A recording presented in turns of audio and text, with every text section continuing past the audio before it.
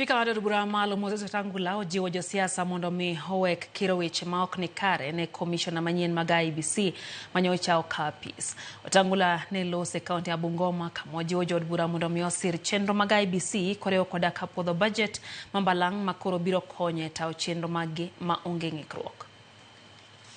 Our IEBC has been gazetted and sworn in from the chairman of commissioners.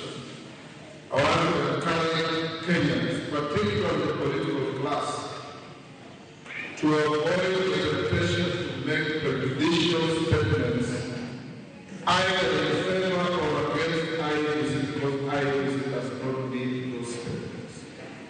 IEBC is independent and works for the people of Kenya regardless of their political affiliation. For anybody to presume and say that IEBC will be doing this or doing that is blatantly wrong, because IEBC does not work under the direction or guidance of anybody.